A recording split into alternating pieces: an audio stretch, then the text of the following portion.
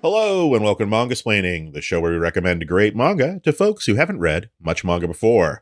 Hosted by Dabaoki, David Brothers, Chips Zdarsky, and myself, Christopher Woodrow Butcher. Follow along with our show notes and reading list at mangasplaining.com. And hey, since you're here, check out our newsletter at mangasplainingextra.com. This week, hi, I'm Chris. I'll be hosting, Christopher, as you like, and we are reading a book that was maybe one of the first suggestions we got on the podcast of like something to make Chip read. I remember it coming in the first probably couple episodes, maybe even the first episode when we announced we were doing the podcast. They're like, well, you got to make him read Pluto. You got to make him read Pluto. And we are reading Pluto, Volume 1, not just by Naoki Urasawa, but Naoki Urasawa and Masuka Tezuka, Tezuka's kid, and then, co-writers as well. Actually, let's just do the whole credits, shall we? Pluto, Volume 1 by Naoki Urasawa and Osamu Tezuka, co-authored with Takashi Nagasaki with the cooperation of Tezuka Productions. Translated by Jared Cook and Frederick Schott.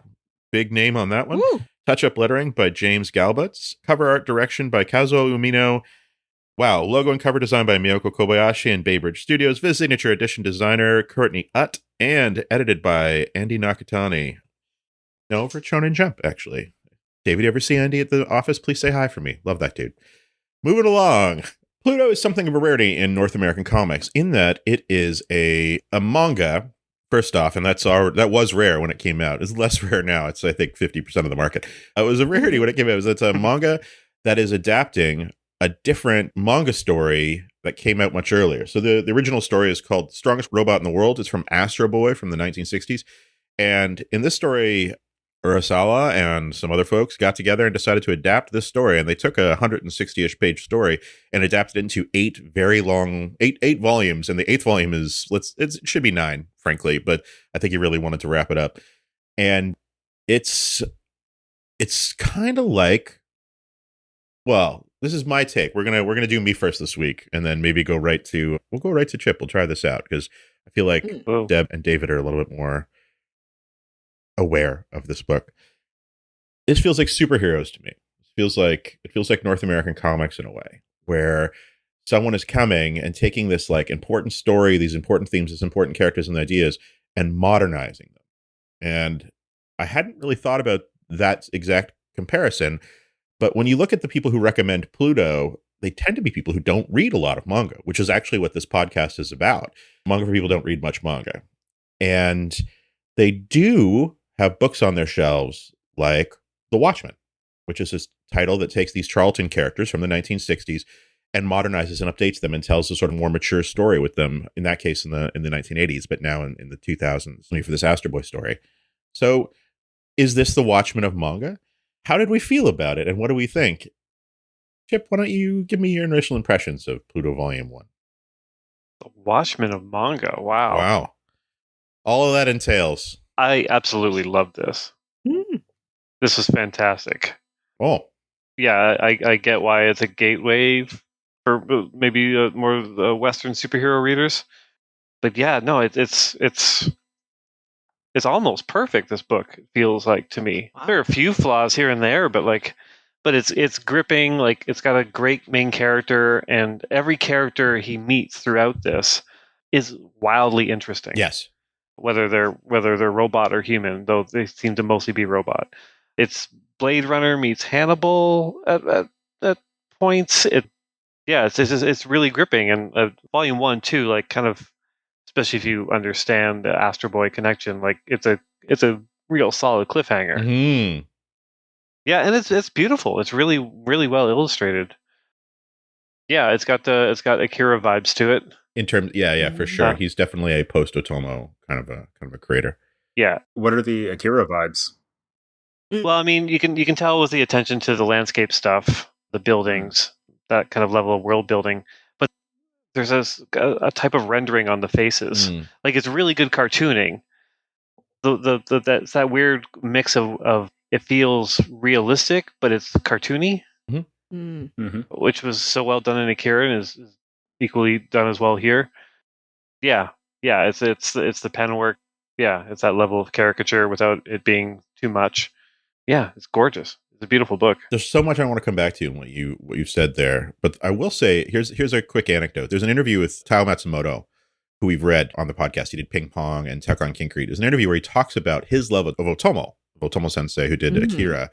And he said that like he was basically the generation right after Otomo. And he grew up loving Otomo's work. And he's actually even drawn an illustration, a painting that we've used in the show notes of him as a little kid, just like poring over Akira Volume 1 and his eyes just like kind of exploding, like blowing the top of his head off.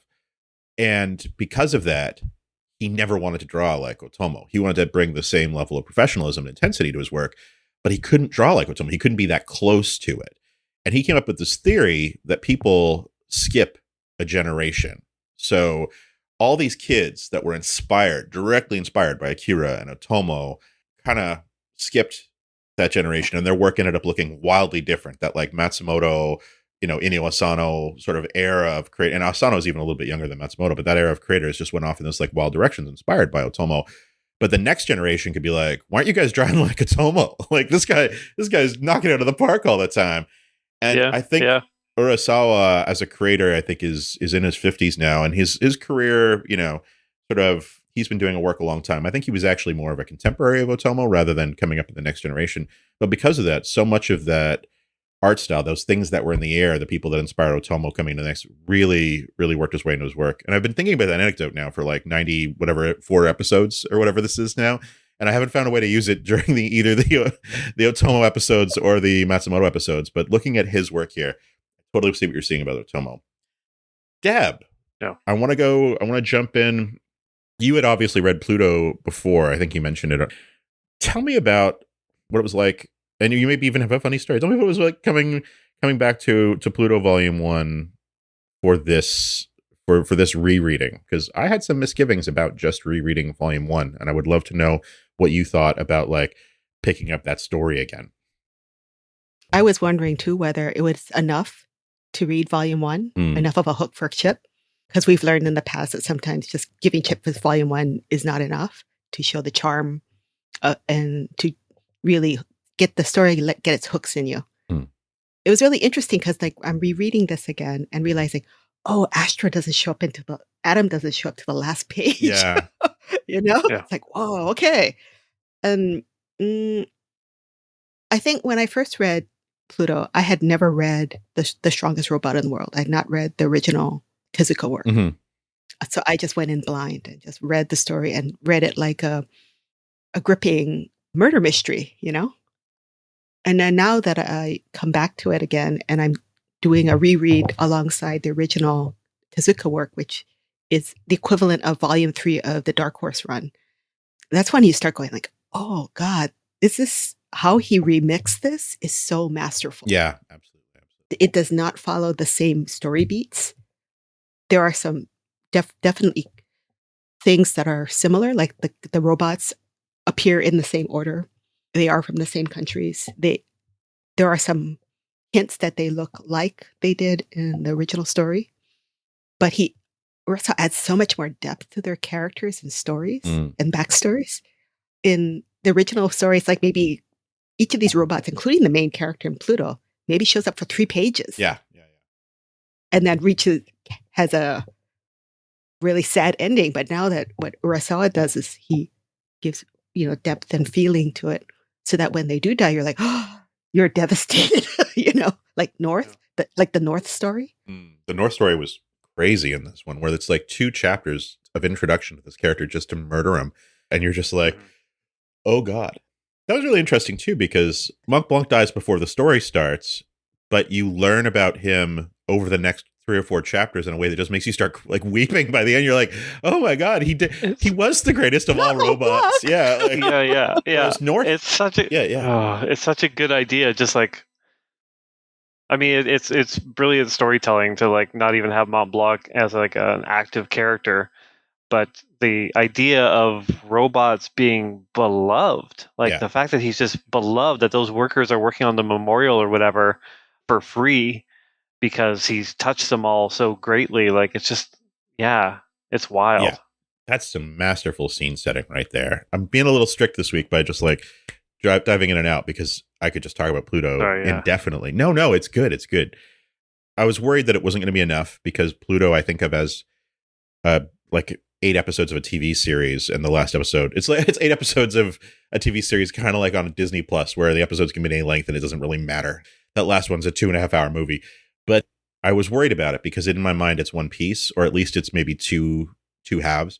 And I was surprised at how well Volume 1 held up just on its own, getting to the last page and being like, oh, there was a lot in that volume, and I want to know what happens next. So yeah, I feel you on that. And comparing it to The Greatest Robot on Earth, which you can read in about 15 minutes and has some twists and turns, but is very much aimed at children of the 1960s. It's a different vibe for sure. But I will say I love the art in Greatest Robot on Earth. Like even that initial reveal of, I almost don't want to show Chip because Pluto doesn't show up in this volume. He's only hinted at, but the reveal of the Pluto robot that Tezuka drew is just like so bold and awesome with this like huge computer terminal behind him, and like he's so big he breaks the panel borders, which is like kind of, and he's so big he's in front of the word balloons at the bottom there, and it's just like such that 1960s like retro future technology that I love, that we talked a little bit about in the Phoenix episode. Brings us to David. David, I actually thought that maybe you had read this before, but on thinking, I maybe don't know if that was true. Had you read Pluto before we picked up this volume? Yeah, I read it as it was coming out. I think I came to it maybe when Volume 2 was out, so I read a couple in one shot back in the day. Yeah. But I was a fan, and still am, I think. You think? Tell us more. I disagree with your Watchmen point, though I see how you got there. Sure. I think that it's a little too easy when what it really feels like is Ultimate Spider-Man more than anything. Oh, really? Oh, do tell. Yeah. That's funny. I was thinking that too. Why because is that? It's almost if like the Brian Bendis, Mark Bagley Ultimate Spider-Man chapters 1 through 6 is like Amazing Spider-Man 15 and maybe like, or I'm sorry, Amazing Fantasy 15, and then like the first couple chapters of Amazing Spider-Man. Yeah. And this is the same thing where they're taking a short story that was, pretty much intended for kids and making like an adult story out of it. Ultimate Spider-Man is not really like adult, but this is very much like Pluto could come on TV at 8 o'clock, like in between Law and Order and another Law and Order or something. Like sure, yeah. Yeah. And the remix aspect of changing like this kid's comic into a comic that's pretty much explicitly for adults. Like I feel like kids could like this, but so much of the pleasures of this are kind of the more subtle aspects and the emotional weight of different things. Yeah, the emotional weight is maybe what makes me think that maybe it couldn't come on TV at 8 o'clock. And especially as the series goes on and it starts to bring in a lot of the war aspects, because they hint at it in this volume. They hint at the Asian war and how everybody's sort of a war buddy and they, murdered 20,000 robots or whatever. There's a lot of hints that there was some heavy stuff that went down, and that actually weaves its way into the story in a very active way as it continues. It's more of like a 9 o'clock or 10 o'clock kind of show. 9 o'clock HBO. 9 o'clock. Yeah. And it's not because of graphic sex there is some violence, but it's all robot-y. It's heavy. It's heavy in a way that you maybe pick up a manga and don't necessarily expect it to be heavy. Yeah. But like the Ultimate Spider-Man thing makes a lot of sense just because it's retelling the story. It is retelling the story, but whereas Watchmen was like, it was just taking those characters and telling a completely new story with them. But the Watchmen thing, I mean, I can see how it would hit you like that too, because it's very much a murder mystery like Watchmen. Sure. Right. Like you're still following like a main character through this as he encounters other people investigating a murder. I might also say that the level of craft in the artwork is maybe closer to Watchmen than Ultimate Spider-Man. Personally, it's a lot less. How dare you? I would actually disagree. So I think this is a lot less formalist than Watchmen. Yeah, this is definitely Watchmen. Yeah. Like it's very well drawn. Like it's beautiful. The storytelling is great, but they're two totally different kinds of storytelling.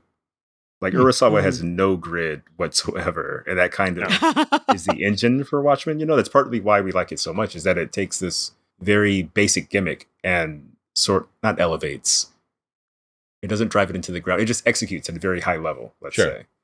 While this is still, it's just manga. Like it's not really doing any kind of like magic tricks. It's just like a really good story told in a really interesting way, in a very well drawn way.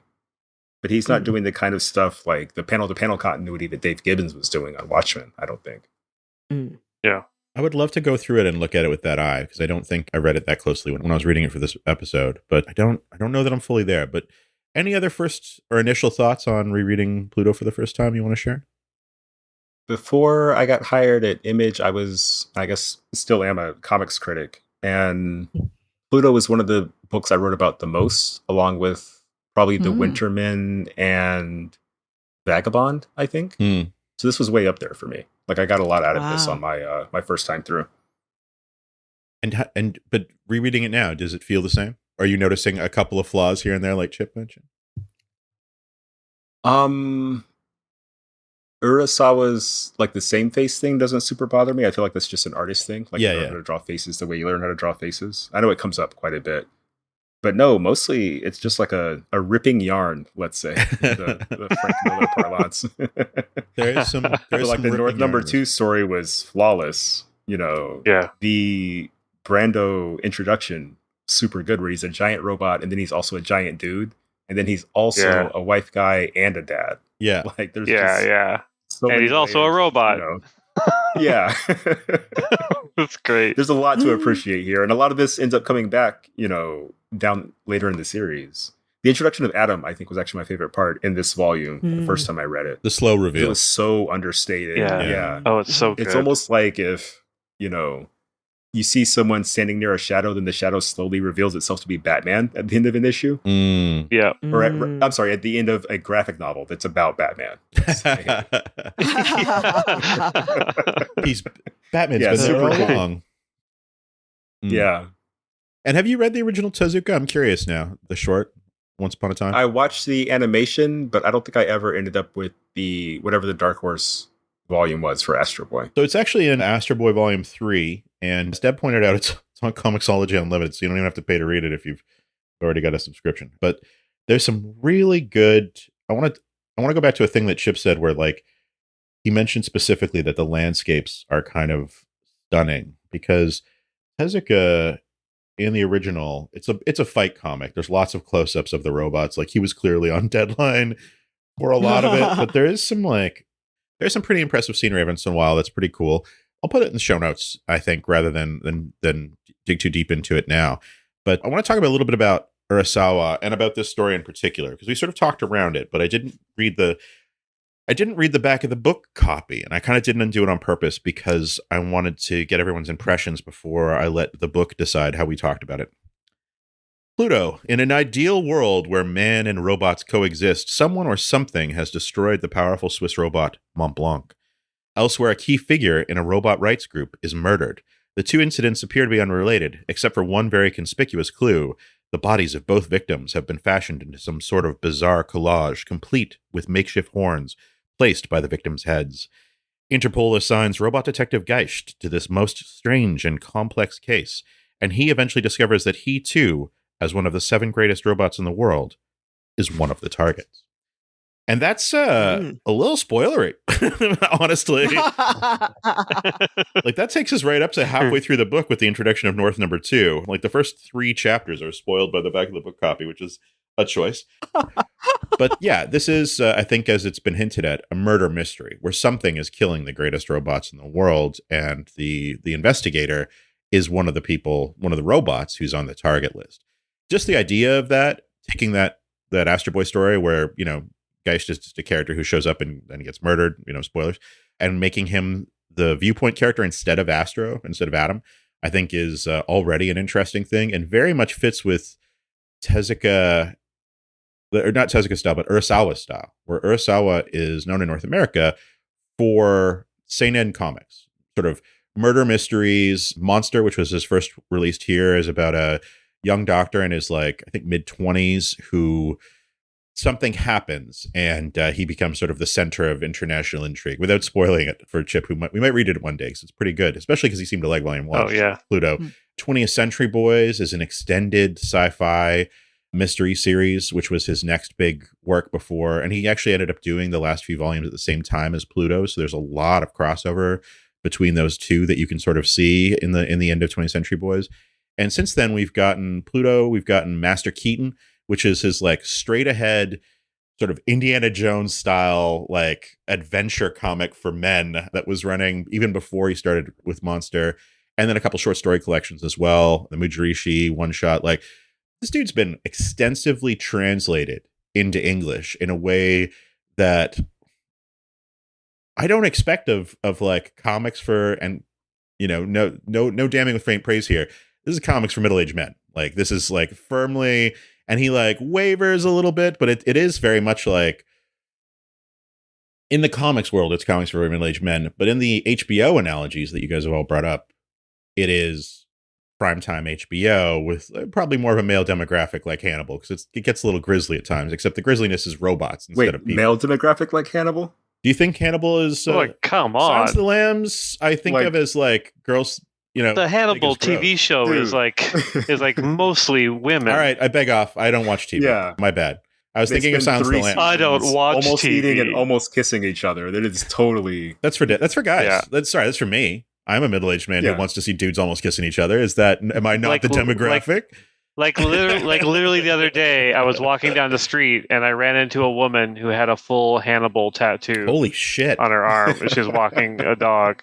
That's a commitment. That's not only a commitment. That's a show about murderers. Like, does she know it? It's a They're hot show murderers. about guys who keep almost kissing. Keep almost kissing. Yeah. But I digress. It's full on live action horror yaoi. Oh, wow. I don't know where to start with that. So I will not start with that.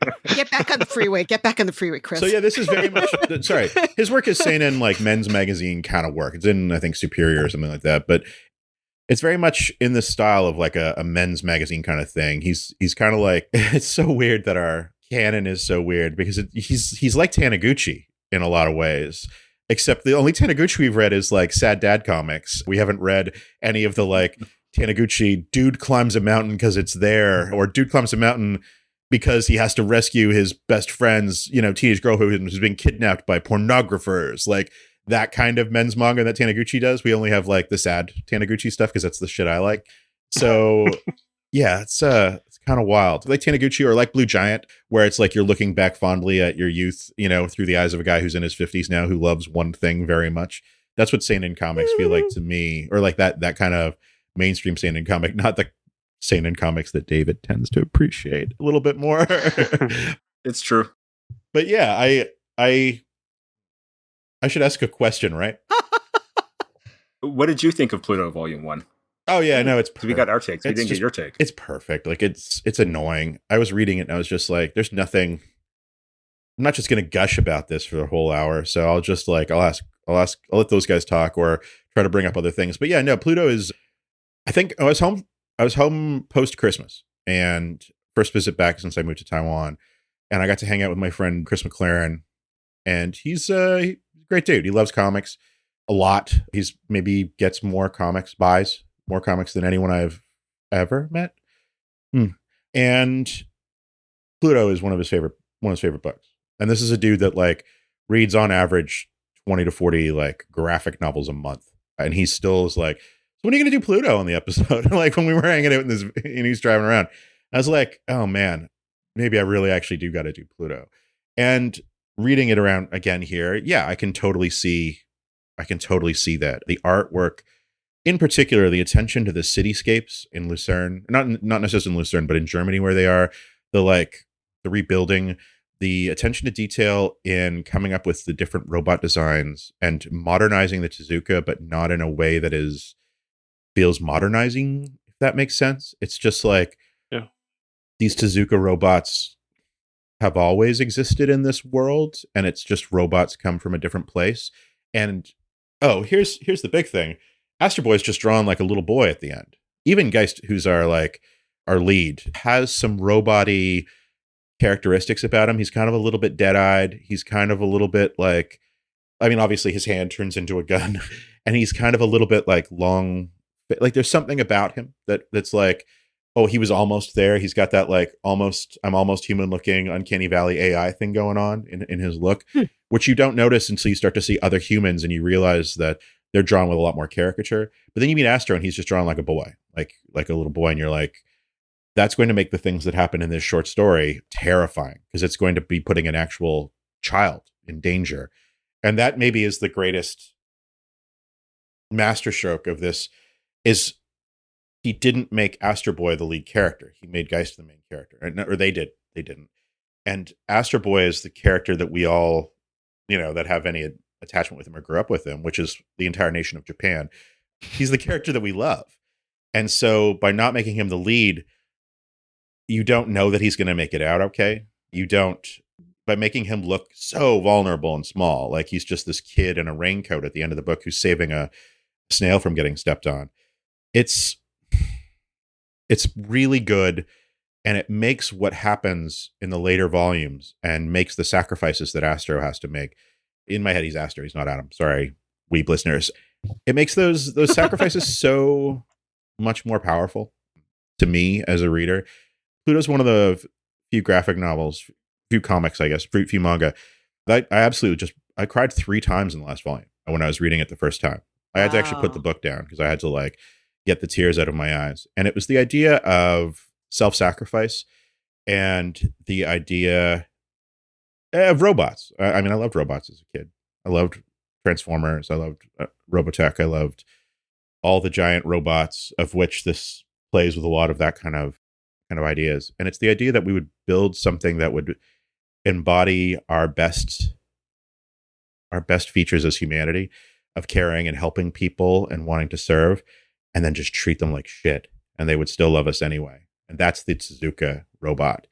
And I think that was so powerful when that all came together at the very end, especially because there's some cool stuff in the last volume. There's some very, very cool stuff in the last volume that, well, actually, yeah. Chip, we didn't talk about this. This book opens in color. That was actually that I had totally forgotten, that they reprinted those color pages in color at the beginning. We haven't had a Chip's Color Corner for a little while, a little CCC. What did you think of the color at the beginning of Pluto Volume 1? Well, I mean, you know how at the beginning of this I said there were a few flaws? Sure. The color. Come on. What's the point? What was even the point of the color in this? You're in the middle of the fire. It actually, I kind of like it. I know, but then I don't know. It's, yeah. Even got little the computer orange flames on the pages left. following, I kind of like. The which ones? Once you get past the fire scene, when it's just the detective and his wife, yeah. When it's using the orange with the page. Yeah. Those, I think, look better than the fire section. It's really kind of a little moodier, a little more subdued. But that happens throughout in the other volumes too. Like the first initial pages are in color. Mm-hmm. Yeah. It looks. I think it looks good. But you thought it just didn't add anything, or did you think it was badly done? Yeah, it doesn't add anything. It feels very much like we have to add color quick. Let's use a color and just go over it in a way that doesn't actually make anything pop or stand out or distinct. Well, the last page of the color stuff before it goes into black and white, it's such a useless addition to it. It doesn't actually enhance anything on that page. I understand what you're saying, but yeah, it doesn't feel like an artistic decision. It's basically it feels like someone was told that we need to have color at the beginning of the story. Sure, go for it, because it's not used artistically. It's not used by someone who enjoys using color. He pops the characters in the foreground. I can see. Yeah, I see what you're saying. Yeah, but.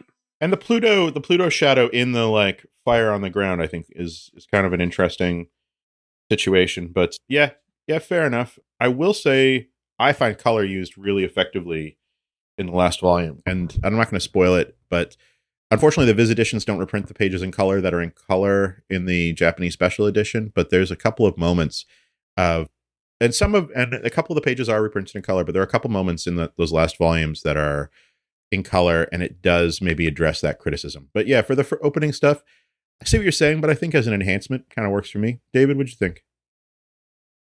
The stuff you're talking about, is it to do with the garden? Yeah.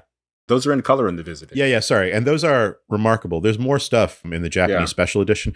So I got into Pluto. They actually did oversized American comic-sized versions of each of the 8 volumes of Pluto that you could buy that came with little bonuses in Japan. Yes. Silver, really beautiful.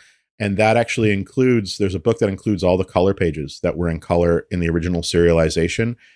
It includes them there. And there's a shot, the shot where Astro takes off into the sky at the 8th volume for the final fight is actually in color with a beautiful, you open it up and it's just a beautiful blue sky with him flying up into it. And it's shocking in the same way that the garden sequence is shocking. It's really good. Anyway, throw some of that in the show notes. Actually, maybe I'm not going to. I don't have my copies here, and they're real hard to find now. Actually, even in Japan, they're not on the discount shelf like they used to be. All right, Chip's Color Corner. Thank you very much for your input, as always, Mr. Zareski. Sorry. The Q&A with only one answer. Yeah. There's only ever one answer. I just had a whirlwind coloring session. I had to color an issue in 2 days. And I don't know, I find myself thinking about colors so much. I'm like, oh, this choice reflects what this character is in this scene versus this other character, and making sure that everything just kind of gels and the colors used to pop a thing if I need it to pop. Like maybe I think just too much about it. Yeah, sometimes it's just decoration. I think that's on me. Yeah. But even as decoration, I think it should, do something. Well, that's my. So I mean, the other things, if we're getting into this, yeah. Some of the fight stuff was not necessarily great in this, I found. Like mostly at the beginning where he's like fighting the guy with the pipe. Like there was a particular panel, which I'll hold up here, that I just actually did not care for. Where he's kicking the pipe. Yeah. Where he's kicking the pipe, but also his arms kind of weirdly cropped as he's clearly moving that. The action stuff, tended to not work for me, which is why I actually really loved the culmination of the North story where he just flew into the sky and you don't actually see the action. It's just like the lightning cracks. That was super, super effective, much more so than I think if there was an actual battle. Yeah. And the way the explosion and then it trails, like you see this trail of like the smoke. It reminded me of like the Challenger explosion. Kind of thing. It's that same feeling, right? Where you're watching something happening in a distance and you know something very, very terrible has happened, but you didn't witness it. I quite love that. I thought that was really beautiful. But yeah, there was definitely a few kind of actiony things throughout this that I was just like, okay, maybe that could be done better. Or it's so hard because like I said, I kept comparing this to Akira, and every once in a while I'd be like, oh, Akira would have done that better. Like a lot of the pages don't necessarily feel composed in this, whereas in Akira, every page feels composed. There's a lot of talking heads. There's a lot of talking heads, and there's not necessarily a lot of variety, and it just kind of feels like, all right, just another panel. Let's put another panel. Okay, how many panels do we fit in this page? Okay, great. We move on to the next page. Like it's just kind of a means to get the ideas and the story across, which is fine. Like again, like I'm comparing it to Akira, which is high watermark, foolish, because exactly. But it just kind of invites the comparison just because of the style of the story, I think. And those are kind of like the only things that really kind of jumped out at me. There was only one kind of groaner part for me. Because like right away, I'm like, oh, this feels like a very like subtle kind of adult take on things. And then we get, don't worry, my friend, I'm made so I can't kill humans. I'm a robot. Yeah. I was like, I kind of went, oh, Jesus. It's going to be that kind of book. Because that's first chapter, too. I know, it's first chapter. And like, it would have been better if he just didn't have that line. If it just didn't have that line, if he just said like, don't worry, my friend, I'm made so I can't kill humans. And just left it there. That's it. Yeah. That's it. That's the line. That's what you ended on. Because you can see from the hand, the gun, the visual that clearly he's not human, and you can let the reader kind of say he's a robot instead of having the character say I'm a robot. But that's just like, I mean, these are small things, like because then the rest of the story I'm just like, oh, it kept things kind of subtler and a bit more kind of not hitting you over the head with the ideas. Like I like the reveal that what's his face, Brando, towards the end was a robot. Like I didn't know right away. Yeah. He thought he was just piloting a robot. Yeah, but then as he when he starts to talk about like basically having human kids or whatever, it's like, oh, okay, all right, like I prefer to kind of find things out that way than a character telling me who they are. That reminds me, your kind of perspective There's like the one big page turn reveal, I think, in this is the I'm a robot moment, which doesn't really land at all. But but each scene is still good. Like it still kind of builds to a good moment rather than like kind of not forcing a cliffhanger. It's not a cliffhangery book in the same sense that like a saga or something would be a cliffhangery book. Sure, yeah. You know? Yeah. It's like the compulsion is a little bit different. Yeah. And you guys don't have any affection, or Chip, you didn't really have any affection for Astro Boy. Did you watch the Astro Boy cartoons growing up? No, not really, but in a weird bit of Chip trivia, my first wife essentially represented Astro Boy merchandise in Canada. Yeah, during the movie, right? Whoa. Yeah. Cool. Yeah, I'm like back when I met her in like 98. She worked for a guy named Marty Gross, who was a Canadian potter of all things, who had like a real fascination with Japanese pottery. But like through that, I guess he kind of met whoever handled the Tezuka estate and ended up getting the license to like represent all of the Astro Boy merchandise in Canada, if not North America. Awesome. Yeah. And so my ex Roberta, she was like essentially his assistant in his weird workshop where he also had like pottery classes for kids, but also happened to have all this Astro Boy merchandise everywhere. Wild. And so she was in charge of like, kind of getting it into shops and getting people interested in Astro Boy. That's amazing. And so I my affection is mostly just because of that time. And I remember a few Astro Boy kind of cartoons as a kid, but it just felt like too juvenile for me at that point. I was thinking, oh, no, I don't want. I'd rather watch the big killer robots than this kind of like weird, kind of dated feeling. For sure. Cartoon. It was in the same place as Rocket Robin Hood for me. Like, I'll watch it because it's on, because it's animated. Because there's a low bar when you're at your grandma's house and you just like want to have TV on, and it's like, oh, if it's animated, it's better. Because it might not be. You might end up with Judge Wapner or something instead. So yeah, that Rocket Robin Hood what was another good one? The Hercules cartoon. Herc. All the Canadian cartoons of our youth. I do want to talk about that first half of this book. Here's a big question. Do you think the first 3 chapters of this book, before the introduction of North number 2, are the first volume problem that we talk about with a lot of manga? Because the fight sequence that Chip doesn't like is from that page reveal where he's like, I'm a robot, is from there. A lot of the dialogue I find in the first couple chapters does come across like a little bit hokey, and that I'm a robot reveal is probably like the worst thing. But it seems like those first 3 chapters, he is, like David said, or maybe like Chip said, sorry, throwing panels down on the page. He's got to get you into the story and hooked, and you got to love this thing. And then all of a sudden with chapter 4, he's like, and now 2 sad chapters in a villa, like where nothing happens for 88% of it. And then there's like a soul destroying fight scene at the end, kind of a thing. I will say that like by the time they get to the chapter that opens with them all watching the Mont Blanc documentary and weeping, like, okay, things have like definitely taken a step forward in terms of like the dialogue and the pacing and all that kind of stuff. But yeah, it's the North number 2 story that it's like you really slow down into and settle into and get to know this world a little bit better. But those first couple of chapters are a little hokey, and I actually liked them. But I on rereading them, I found Astro Boy is hokey. You know, oh my god, it's hokey as hell. So it's I kind of like write that off as kind of like it's such a huge responsibility, right, to redo a beloved, well-known Astro Boy story in a new way.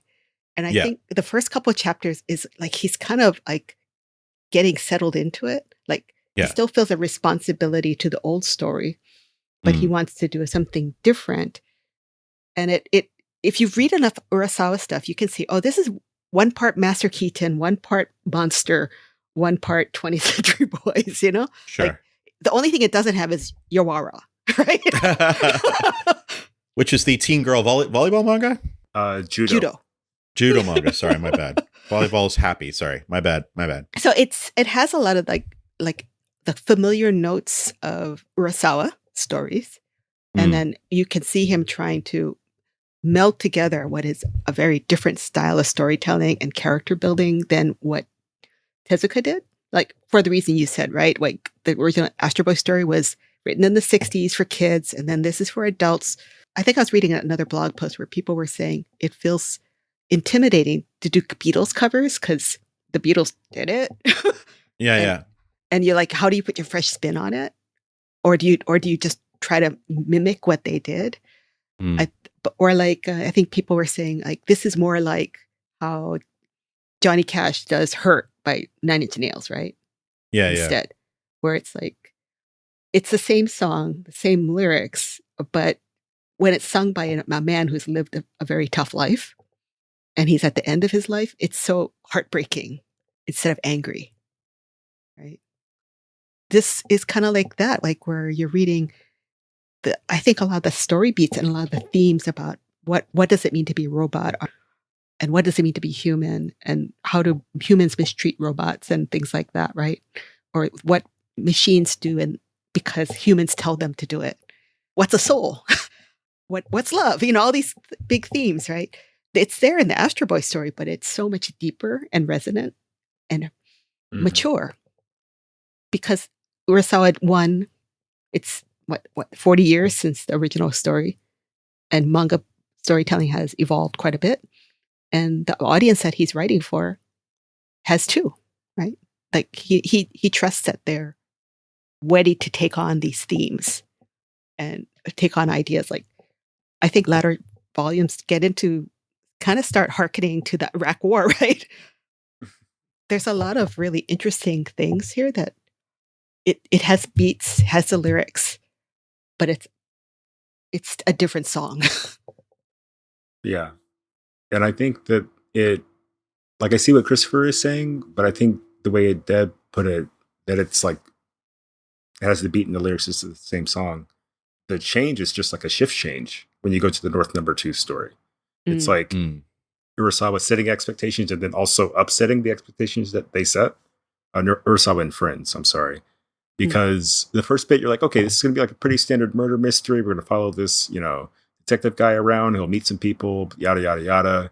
And then the first thing that doesn't feature him is slower pace. There's only 2 characters. Like one is a veteran who wants to be different, and the other is a guy who, like misread something in his past and it altered the trajectory of his life. So I think it was more Urasawa and company trying to basically say, like, look, you're in for it. Like, we're going to take you down all kinds of highs and lows in all kinds of different ways. Yeah. And it's completely, it does not follow the original story at all. In the original story, North is basically, owned by this guy who's a mad scientist. And then he says, there's a monster in the front yard who wants to beat me up. And then the scientist goes, yeah, go beat him up. And then it's page 2. And then the arms pop out and he deals with Pluto. And it's like, wait a minute. This was 2 pages in the original book. Yeah. He was not blind. He was not a piano player. He did not have his memories of his mother. This is all completely made up by Urasawa. Him going off the off-ramp, going to the Wendy's, going through the drive-thru, maybe going stepping over the biker bar, and then getting back on the freeway. You know what I'm saying? Yeah. And it works. It's such a strange thing to toss into a book that, like, I think that was the moment where I fell in love when I first read the series, was the North Number 2 bit. Because it's so, like, X-Men comics don't really do that. And I love X-Men, like I love Spider-Man a whole lot, but it's like a certain mode of storytelling. And this is so far in a different mode of storytelling, even down to the point where it feels like to me, this is a story where superheroes never existed and were replaced entirely by robots. Which absolutely. That's power fantasy of like, what robots stand for, what they do. Yeah. Yeah, man. Like, they killed it. It's such a good book. From so many different What angles. made superheroes so revolutionary in Japan? Like when Ultraman came on the scene and it was like, there's someone like that is themselves, like they transform, like they're not, average Joe, whatever, or common writer, even for that matter. Before that point, it was always people controlling the heroes, like Tetsujin 28, where you'd be like a little boy who had a remote control to control the world's most powerful robot, kind of a thing.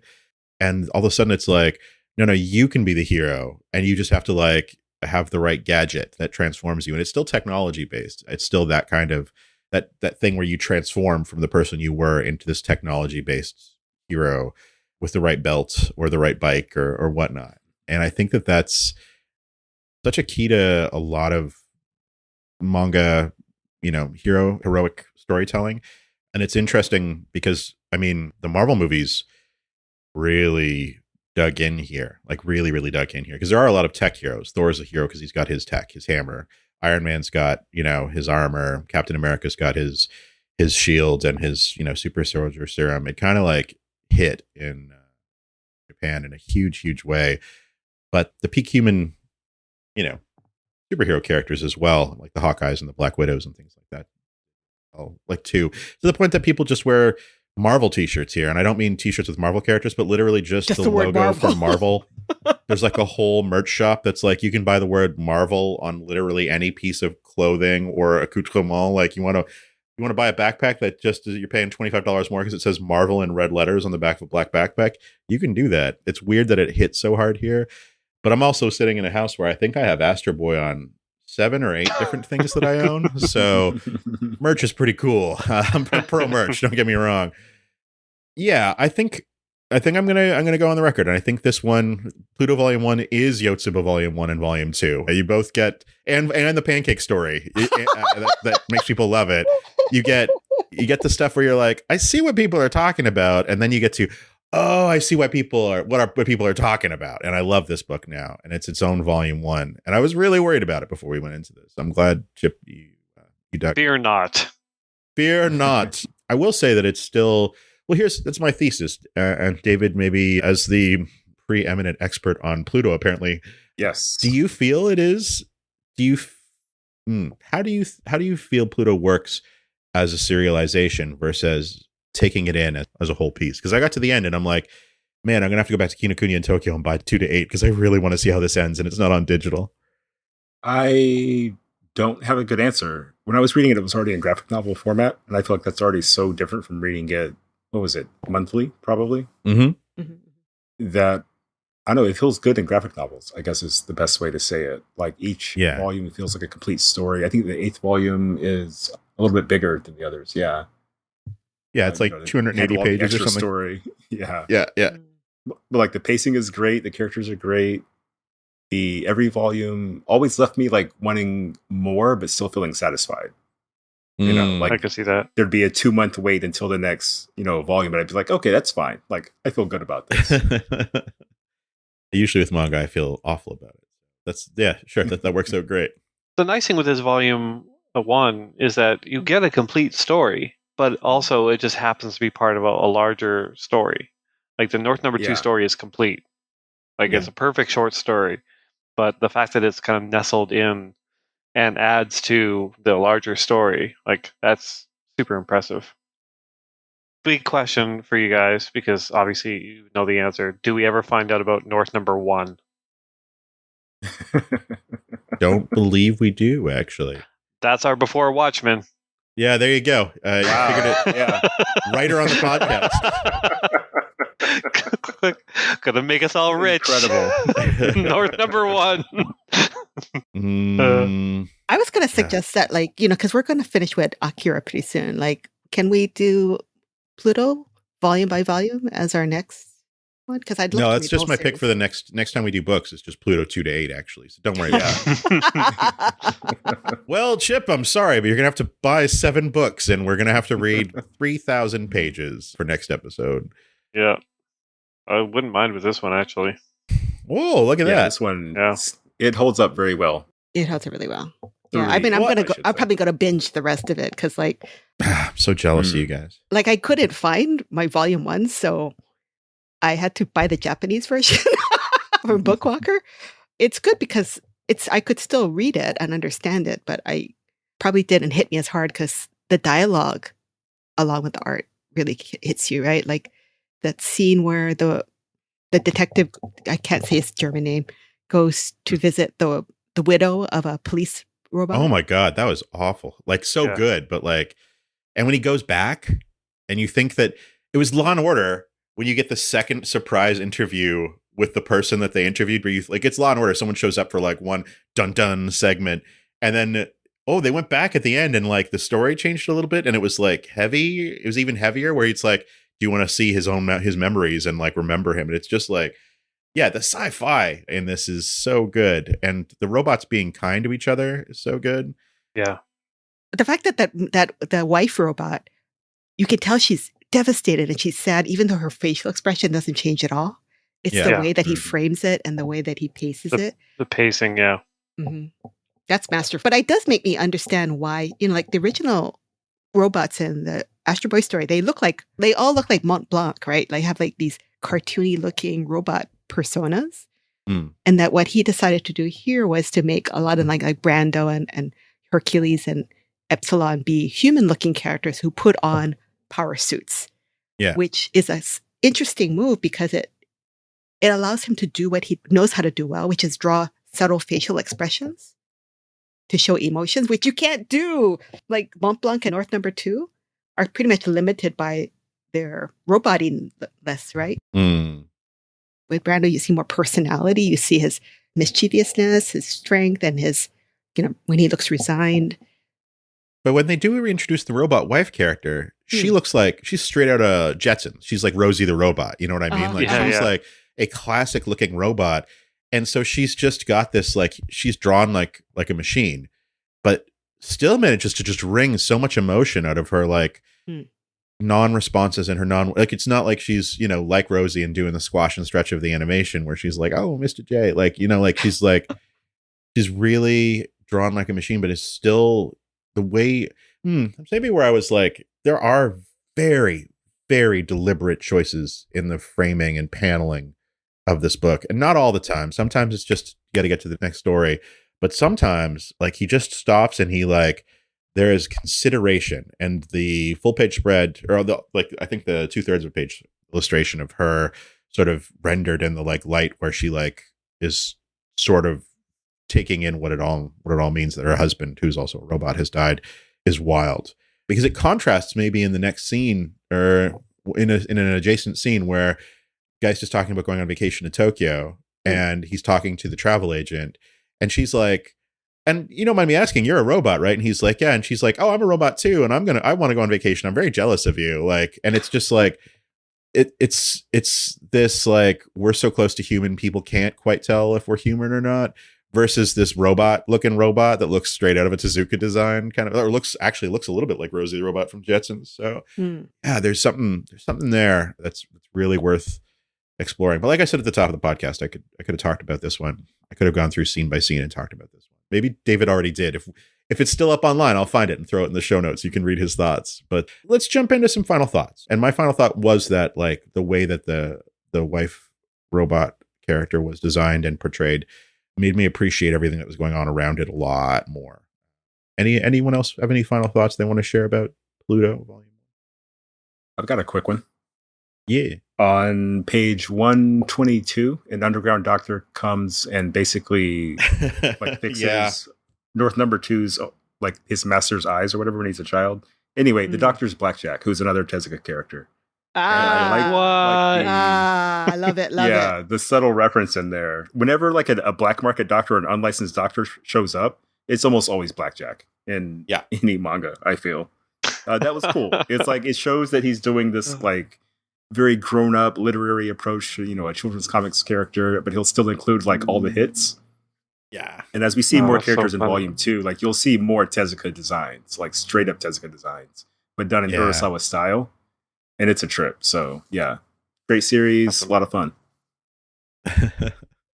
Great series, a lot of fun. That's a good final thought to go out on. Deb, Chip? I loved it. And as soon as I have a proper home, I will purchase the rest of the volumes. Wow, what a lovely thought. But me having a proper home, yes. I don't care much about that. I just like that I picked a book you liked. Deb, let's end with you. Do you have any final thoughts on Pluto? Oh, I'm so glad that we're finally reading Urasawa, because I think now that we're in season 4. Yeah. Episode 96 or whatever this is, 7. Like, the drumbeat of people saying, when are you going to do Urasawa? When are you going to do Urasawa? Yeah.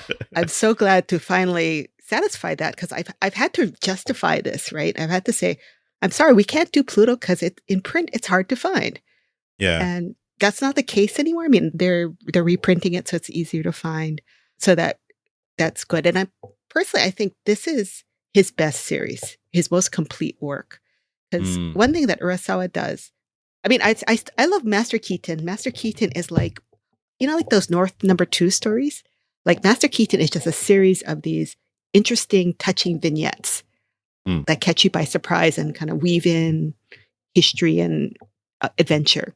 They're very heartwarming, but very manly saint and monk. So if you like that story, go pick up Master Keaton. You'll enjoy it a lot. But the thing that Urasawa doesn't do so well sometimes is sometimes he doesn't hit the landing. Yeah, that's fair. Or sometimes he takes too long to hit the landing. Like, like Turn of the Century Boys is great, but oh my God, it goes on forever, right? Yeah. And there's points where you think, actually, he should have ended it here. But I think Monster's really good.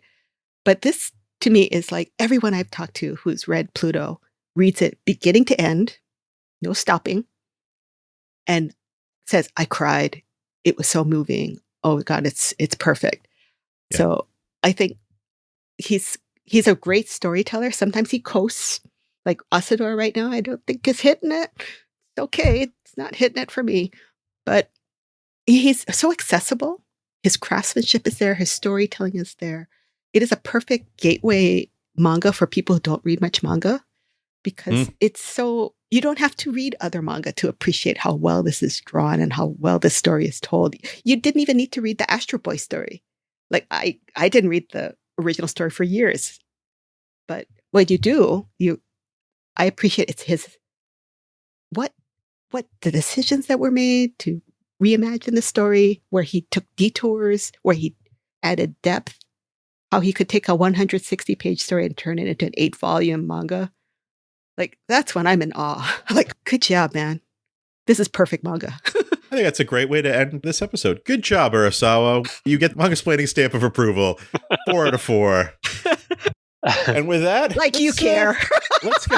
Right? Let's go to the break, and we'll come back and maybe we'll pick some books. Stay tuned. When you need mealtime inspiration, it's worth shopping Baker's, where you'll find over 30,000 mouth-watering choices that excite your inner foodie. And no matter what tasty choice you make, you'll enjoy our everyday low prices, plus extra ways to save, like digital coupons worth over $600 each week. You can also save up to $1 off per gallon at the pump with fuel points. More savings and more inspiring flavors make shopping Baker's worth it every time. Baker's, fresh for everyone. Fuel restrictions apply.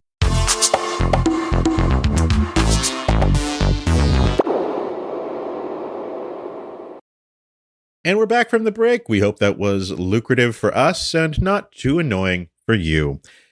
We're picking books this week. It's time for us to pick 3 more books, and this will take us to... Deb, you were saying the other day that maybe this is going to take us up to episode 100, which is...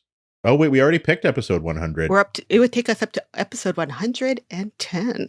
Oh, my God. Episode 100 is Not All Girls Are Stupid. Oh, no, it's... oh, yeah, it is. That's pretty great. That's going to be a fun episode. We probably should flip that in What's Michael, actually, so that the What's Michael / Garfield episode is episode 100. It's true. That way we don't do 2 dark horses in a row. Yeah. Let's see what happens when episode 100. Maybe it'll be a special episode and we won't be on it at all. Choices? Yeah, Chip's choice. That's pretty good. All right. Enough of my rambling on. David, do you have a book that you want to recommend for us to read, or recommend for Chip to read in a future episode? Yes, and I actually can't pronounce the title, but we're going to get through it at some point. So, Chip, do you remember Witch Hat Atelier by Kamame Shirahama? Mm-hmm. Yeah, oh yeah. She has another series. It's called Iniale and Duiella. And the synopsis, I'm just going to read this off of my anime list. Angels and demons aren't known for getting along, but their shared enthusiasm for designer labels and luxury items has drawn Angel Iniale and Demon Duiella into a tempestuous friendship, which has the tendency to dissolve into conflict. With the powers of heaven and hell behind them, even a minor fashion disaster can have near apocalyptic consequences for the people of Earth. So, angel, devil, roommates, they often end up on the same mission, like corrupt or save the same person. And you can probably guess where it goes from there. Impeccably drawn, good jokes. I think you might like it. All right. Good opener. Who's next? I think Deb's next. Oh, I'm so pressured out now because compared to David, I'm not a great book talker, as you know. We've done 100 of these so far. You'll be fine. No, but I'm still so bad at it. You want funny or heartwarming? Oof, boy. The way I'm feeling right now, probably funny. Okay. I've been threatening to sick this one on you guys for a while. So, Oh no. Here we go. Since our visit to Dick Fight Island, we haven't been to the island of boys' love. We need to get back there. So the one I want to recommend is called Cherry Magic. Can 30 years of being a virgin make you a wizard? The premise of this story is there are two guys who work in an office. One is the hot salesman. Everyone thinks he's cool. Everyone thinks he's the this is a nice guy. He's really good at his job. Everyone thinks he's handsome. Then there's this other guy who's kind of shy, kind of a bit of a schlub. He's not ugly or by any stretch, but he's just kind of a plain, ordinary, shy guy. He is also a virgin.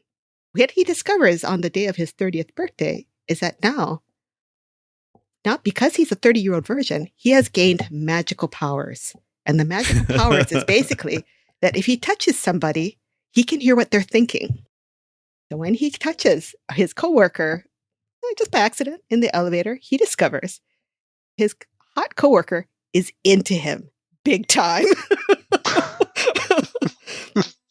It's a delightful little rom-com about what this cool guy looks like on the outside and what he really thinks of his what seemingly plain-looking coworker in the inside. It's a really cute little rom-com. There's no dick armor. You're trying to not sell this to me, Deb? But it's so sweet and funny, and it gives you a different flavor of boys' love that we haven't had before. I think you'll find it really fun. All right. Very, very good. He's a wizard, so he can't wear armor. That's just pure D&D rules. Like that's... It's also quite short. I think it's like 120 pages per volume, so it's much shorter than usual manga volumes. Oh, he likes it short. I do like short. And also, Chris, you've created yet another comic for us to produce, The Wizard with Armor. Wizard with armor? Wizard with Armor. Oh. Well, see, if he had the armor, he couldn't touch him, and he couldn't find out what the other guy was thinking. I'm just saying. Yeah, there you go. All right, but Chris, that would interfere with his spellcasting abilities. Book number 4 we read, and it just was reminded of it actually the other day on Mangasplaining, is Helter Skelter by Kyoko Okazaki, about a savage takedown of the fashion and wellness industry, which we didn't call it at the time because the wellness industry kind of sprang up since then. Kyoko Okazaki, despite not producing any new work, has a new work coming out in English. And as one of my favorite mangaka, I kind of feel obligated to read it on the podcast. And I don't mean that in the negative way. I know that sounds like, why would you, like, whatever, but like, no, man, like, we got a new book coming out that's Josei, which is kind of a rare occurrence in North American comics. We got a new book coming out by someone whose work I love and who Chip was thoroughly perplexed by when he read it as book number 4 of Mangasplaining. It's called River's Edge, and it's about 6 young people going through it in Tokyo. It originally came out, I think, in the late 90s. It is a little bit more, it's still just as edgy as Helter Skelter, but a little bit more sedate in its edginess, let's say. And it is released on June 27th. River's Edge by Kyoko Okazaki is my pick because I think you really liked Helter Skelter in the end, even though you were kind of confounded by it. It was a long time ago since you read it. I like that the words you've used for me in that are perplexed and confounded. Yeah, you're like, it's so ugly, and yet I can't stop reading it. Like, it's a, you get a chance, go back and listen to episode number 4. It's pretty fun. And you'll see how far you've come. Yeah, it's wild. It's really wild. Actually, you're more like angry confused. Left to right. Wait, which was the book I was angry confused at? Was it Die Dark or something? I forget. You were a little angry confused at Die Dark. It was. Yeah. I reject the idea that I was ever angry, confused, and no, I will not go back and listen to the episode to prove or disprove that. Fair point. Yeah, Matt Alt recommended we read Kyoko Okazaki, and I had to point out that we read her in episode number 4. But yeah, River's Edge is coming out. It's the perfect opportunity to revisit, and maybe we'll Do you know what it's about? Yes, but I don't want to read the synopsis because it seems spoilery. Oh, All okay, right. never mind. So it is about young people going through it, is all you need to know. All right. Whew, this is a tough one. Oh, I think David takes it this week because Angels and a Demon and fashion all together, drawn beautifully because I already know. That's the thing. David already knows that I already know how beautiful it's going to be drawn, and I want to see it. I can't pronounce the title either. I'm just going to say David's pick is number 1. Nice. Hey, I think I'm going to go with Cherry Magic for number 2. Just because it continues. The one thing I'm really fascinated about with some of the manga, maybe since like a last episode, the idea of just smashing things together and adding things on top that don't make any sense. Yeah. Like it could have just been a story about a guy who, like, when he discovers when he touches people one day that he can hear their thoughts, and then a romance blossoms. But no, he also has to be like a virgin. Oh no, he also has to be a virgin who gets magical powers on his 30th birthday, and those powers happen to be that. Like, it's ludicrous. It's as ludicrous as I got hit by a car and now I'm reliving a video game dating sim. Like, it just doesn't make any sense on any level. So I mean, it's but because it's so ludicrous, I'm gonna make that the second pick, and because River's Edge is probably going to be maybe a bit of an emotional read. It's gonna be a bummer, man. You can just say it's gonna be a bummer. It's gonna be a bummer. I'm not in the bummer mood, so I'm dumping it into number 3 position. I can't wait to be confounded yet again. Perplexed. Like the dullard from the country that I am. At the bright, shiny new things. Muffin. Canada's own Homer Simpson. Exactly. I mean, the first time I've been called that. To be honest, it's a little bit like drinking Fernet. It's like the hip people do it, but the first time you have it, you're like, what was this? Yeah. There you go. Exactly. So yeah, that's my order. Well, that's a good order of books. That takes us up to episode 107, assuming... Oh, no, actually, we've got another special episode. That's an interviewing episode that's going to pop in there at some point. So that takes us up to 108. Wow, isn't that fun? We got so much going on this season. You're all going to love it. I hope. Please keep listening. I think that's an episode of Mangasplaining. How do you guys feel? Oh, wait. Shoutouts. Oh, my God. I almost didn't do shoutouts. I got nothing, so it'll be real quick. We only recorded the last episode 2 days ago. Anyone else got a shout out that any media they've taken in the last 2 days? Go outside. That's all I got. Oh, go outside's great. Yeah. I like that you're copying my previous suggestion of go outside, but I phrased it as touch grass. Go outside. This week's suggestion, I hear there's a nice world out there. Go explore it if you can, while you can. That's an episode of Mangasplaining. Take care.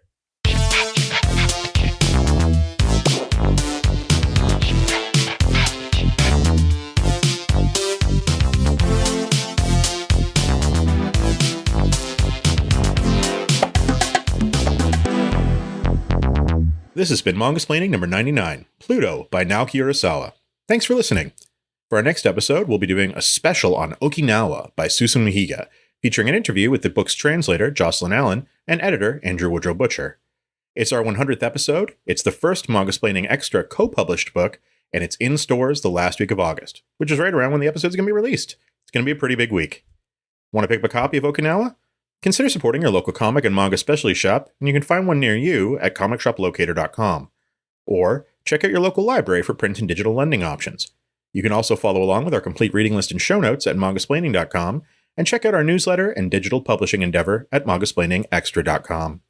Thanks to DADS for their musical accompaniment this episode.